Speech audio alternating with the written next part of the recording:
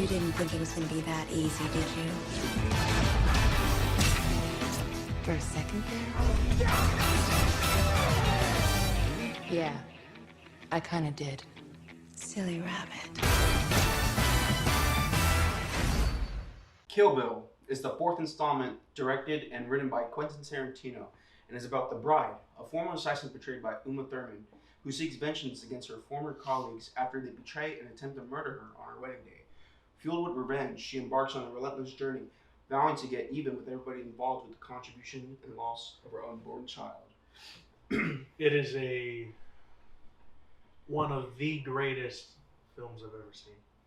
It really is, and I've really been looking forward to this one because not only is it my favorite Tarantino film, but it's one of my favorite movies of all time. Packed with stylistic action, intense violence, and Tarantino's signature storytelling. Kill Bill is a gripping tale of both justice and retribution. It's, man, I can't explain how perfectly written this movie is. The screenplay is great. And I think we can both agree that it's definitely a turning point in Tarantino's career as a whole. Fourth film of his career, official directing career, that is. Especially in terms of filmmaking, because this one is more action oriented, bombastic, and kind of has like a cartoonish kind of flair to it. Dude, it's over the top. It's more outrageous, yeah. And when it comes to the visual aesthetic, especially compared to the films he made before this one, Reservoir Dogs, Pulp Fiction, Jackie Brown, and yeah, this one is nothing like those other films. No, it's not. This one's more of a special. I don't know, has like a style to it that it's unmatched. Oh yeah. No other movie he did even comes close to the kind of action, the screenwriting he did. Anything before that, anything after, it's glowing with style and color, and like the cinematography was like so beautifully done by Oscar winner Robert Richardson, who's like a top tier cinematographer who Tarantino paired with for this film. So they were quite a duel in this film. Oh yeah. I also love the world that Tarantino creates in this movie. Oh, this over the top stylistic world that it's creative and clever. It doesn't exist. It doesn't exist anywhere. And it's crazy. It's awesome.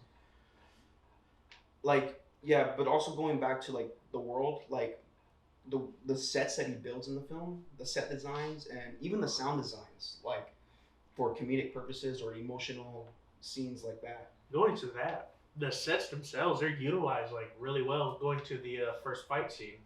Oh yeah, with coming up, Vernita Green. Yes, that for everything in that set, from dishware to props, everything. From the furniture in the room. That whole sequence as a whole is just fun. It's awesome, dude. The whole movie is funny, so much, and then you can't tell if the movie the runtime is an hour and 50 minutes. It doesn't feel. It doesn't feel like it at all. It feels like 30 minutes. It feels like a 30-minute film, but that's because the screenplay is so perfectly done. It's written so well, yeah. And I love all the tonal shifts from adrenaline to surprises to the humor, and it just jumps to violence. Oh yeah, and it happens so quick. Like for instance, in the beginning, it's she comes to the door. It's smooth. It's running smooth. Then quick pan into the eyes. Oh yeah, the iconic. It's great. And that sound effect kicks in. And the daughter comes after the big fight. It slows down until obviously. It sets up a lot of questions too, whether or not that may tie in the future. Tarantino even decides to make a third Kill Bill, but I think it's fine the way it is. And I think it has a very wide range of emotions, and I think a big reason for that is because of his knowledge for all these genres that he mixes into this film. Yeah. Like going back to the opening scene when she's about to get shot in the head, it's black and white. Because Tarantino loves to pay homage to black and white Hong Kong martial arts samurai films. Yeah. That's also when it has to do with violence with the blood spray. He was basing that off of 1962's Sanjuro. The old Japanese Hong Kong samurai film. Yeah. Yeah. And everything in this movie is just, I can't explain, man. It's perfect. But another thing about that black and white, I heard that leading up to that Crazy 88 fight, that one was intended to avoid the NC-17 rating at the time, because the gore and blood and all that kind of stuff. Yes, because too mature for Tarantino wanted kids to see this film with their parents, of course. He actually had an interview with his lady. I don't know if you've seen it about she was all pressing him about the violence in this film. Why the need for so much gruesome, graphic violence? Why not let us imagine Because it's so much fun, Jan. Get it? Violence is fun. Yeah, It's like- not real. Yeah, it's a movie. Yeah, it's stylized. It's so over the top. It's you can't do it in real life. I also love the tension building in that opening fight in the kitchen, Oh and then yes, then she brings up the cereal box and then she shoots her, or she tries to shoot her. she tries to. She's going like she's making her daughter a cereal bowl or something. The camera work is also good in that scene. Like whenever. It's the that one take Oh yeah. towards the end that does it for me.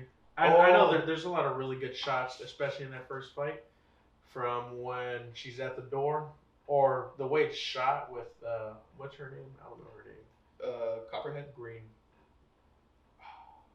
Is it No, Vanilla Green? Lord. Oh, Yeah. Vanilla Green. Yeah, yeah. But Well, the shots, it perfectly matches like who's on top or what's gonna happen next, and it sets up like the next thing that's gonna happen.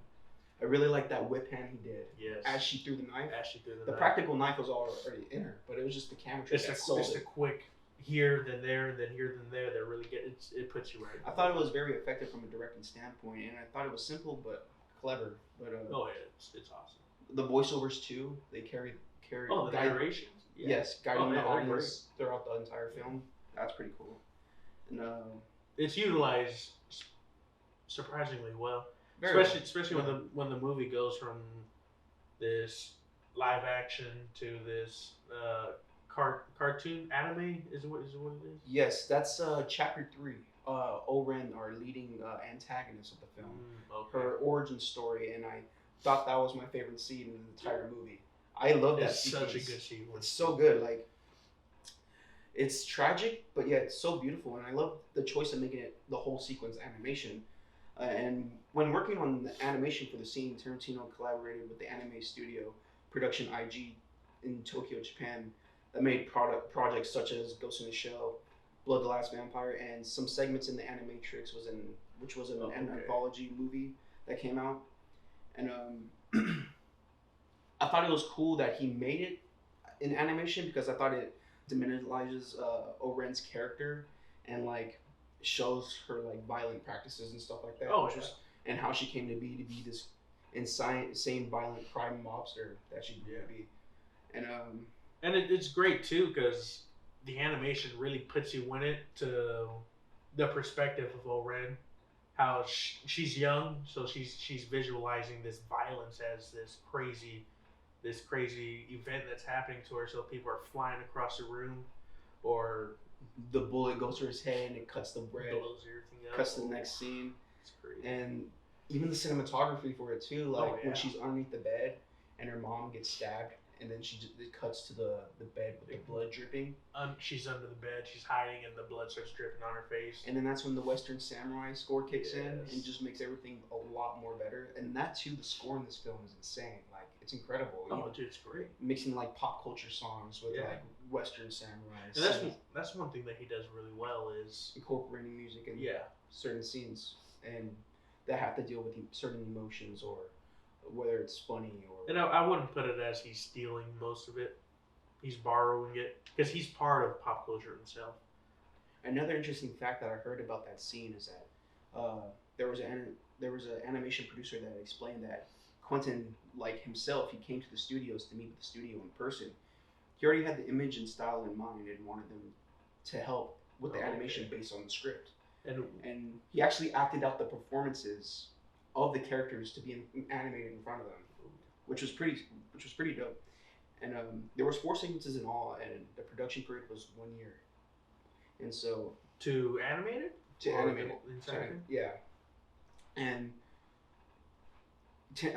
Quentin also said that those sequences would have also been extremely difficult to do in live action. So Oh yeah, of course. the animation, like I felt that was his plan A, and he executed it very well. I mean, It's perfect. I thought it was beautifully executed, and especially with that old Western score that was heard. And I thought it was also necessary for her character too as a whole, because it added a lot of depth to her as a villain. Oh yeah. And I also heard that Tarantino based her story and dress up manner off of the manga / film Lady Snowblood. The all white, All the the white all robe white she wears. Yes. Oh man, yeah. And you know what? That scene, she's hiding under the bed. This is still that anime scene, and it perfectly shows her transition from this innocent little kid to Something I don't want to say deadly. psycho killer, No. but Something And- vengeful. yeah.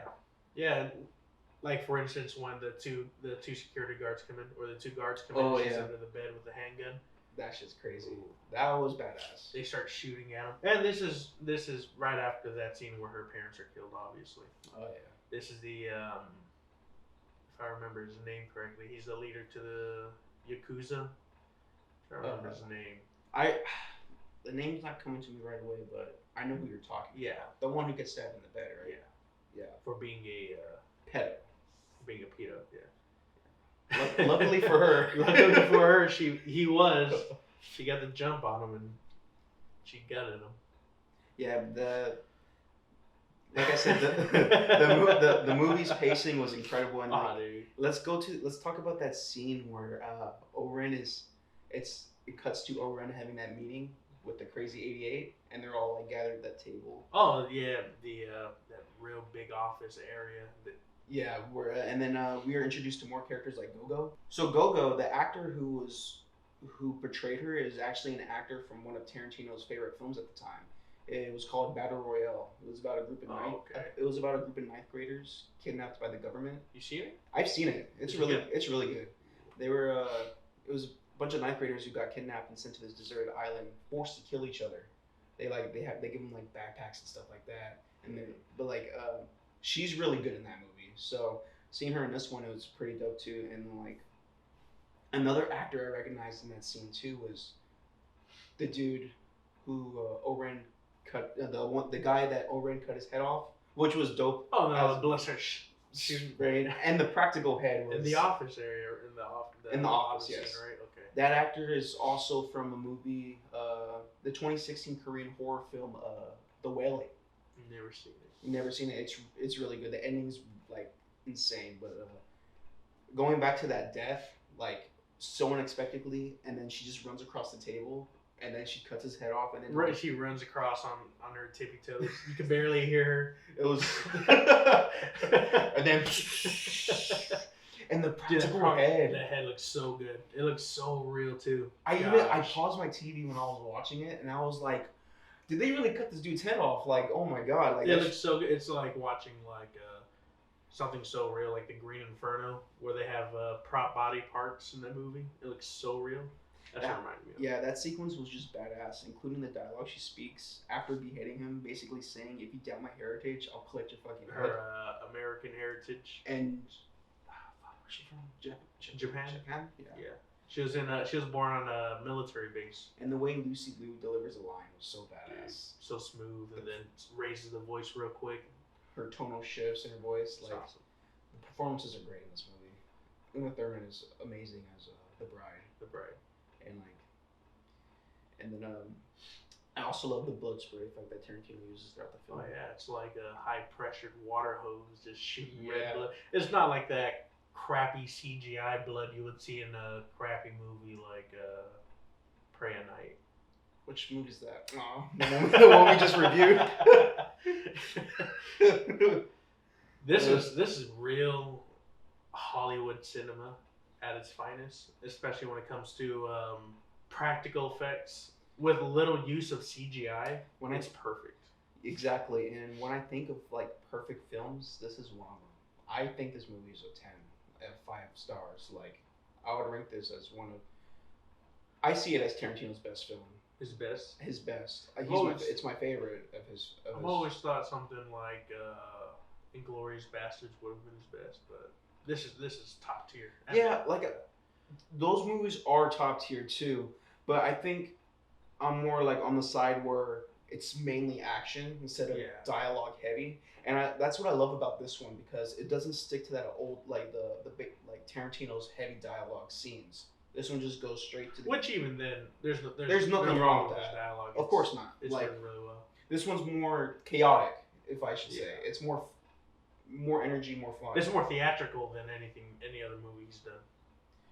The first set, so like she goes to the house of Blue Leaves, Yeah. the bride, and there's that sick one shot that follows her into the dressing Follows room. her through it goes through the dressing room, then it goes over top, over the ceiling, which I love those kinds of scenes. Past the Kinds of band, shots. the stairs, following Sophie back into the Yes. restroom where the bride is getting dressed, and then the wall fades with the lights, and then we see the bride zipping up her jacket. Her was it yellow jacket? Crazy yellow jacket. Ah, so cool. It's iconic, just like Bruce Lee's yellow. Yeah, from Enter the Dragon. Enter the Dragon, and Let's talk about that crazy '88 fight. which one? The first one. So the first one is hilarious. with Gogo, is it? yeah, that one. That fight on its own is a whole nother video. From the cinematography to the sound design too. The So sound fun. design in that fight's freaking When it's she- nuts. when dude. she's fighting It's Gogo. nuts. Well, first of all, those set of crazy 88s were coming down those stairs so confident. The way they were yelling and going down those stairs so fast, just to get their shit wrecked, and then out comes Gogo, and then she flips off of the table, and then we hear the sound effect of the bowling pins. Yeah. Stuff like that is hilarious. She was And, like, flying in the air like 10 feet, lands on the table. And you know what else? When that first crazy 88 guy starts yelling and it pans real quick out and they all come flooding the into leader. the room. Yeah, Dude. right before they were like silly rabbits, tricks are for kids. Yeah, silly rabbit. And that's another thing too. Lines like that in this movie it's totally underrated. Even having to do with the fights, like the wire work and choreography is just so Yes. good.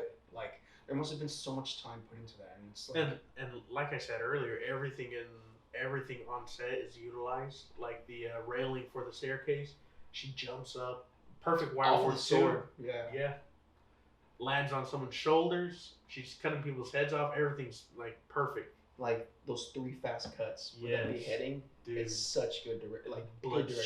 shoots out like the guy has like 10 gallons of blood in There's his just neck alone. just a hose underneath that hole in his shirt. But And I love the style of the fights too, because they're like broken up into like 3 sections with 3 different songs. yeah. So it's the first one is she's fighting them in the dance areas. Yeah. Where they're using it as The stage. glass table, the glass stage, and the camera's looking up, the blood splattering on it. Dude, the set design there is so crazy. freaking good, dude. Like, oh my god. So it goes from that to her jabbing somebody's eye out. She cuts to black and white, like in the beginning of the movie, Oh yeah. and then that's a whole another fight on its own. And then the movie just gets straight up violent, like, which is Dude, it's freaking! Oh my gosh, it's crazy.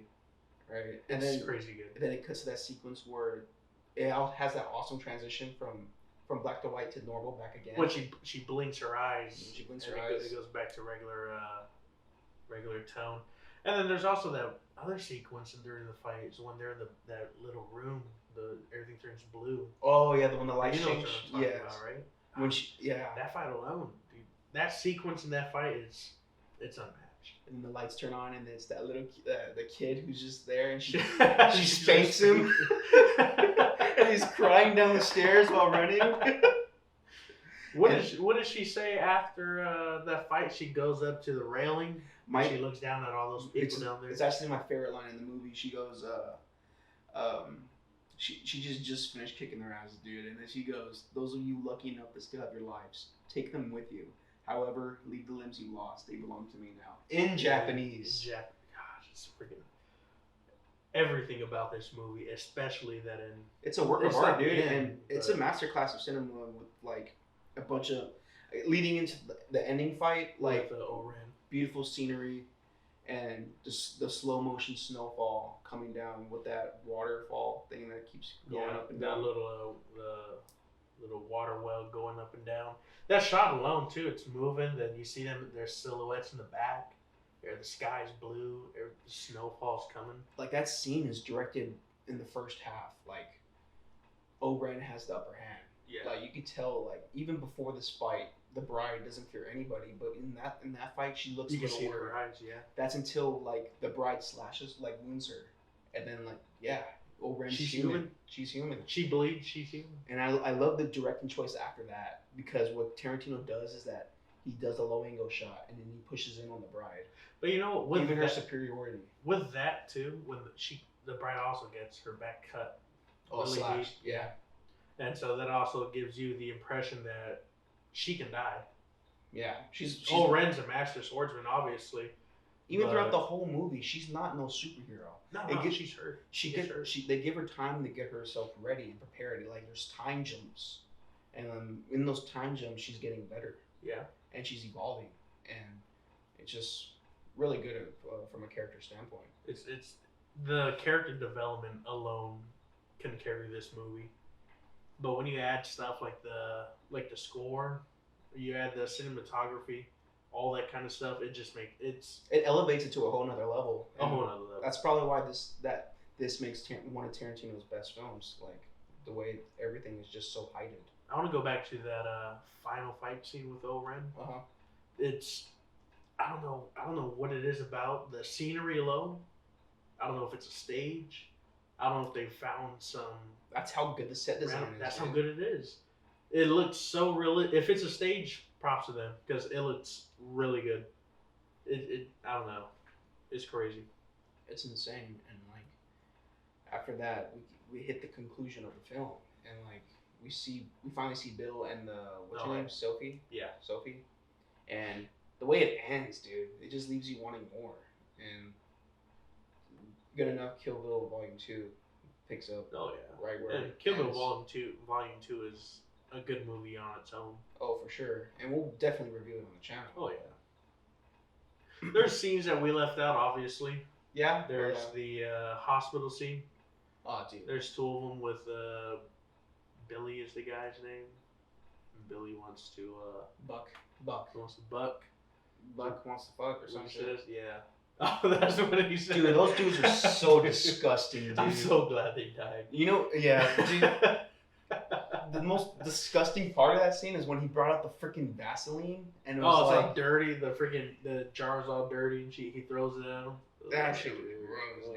I can't imagine touching it. I felt like they deserved more than what they got, but I'm happy with what happened to them. As long as they died, like As long as they died. pieces of shit. Like, And there's also the when she's in the hospital and she gets visited by her what's her name? She's eye patch. L driver.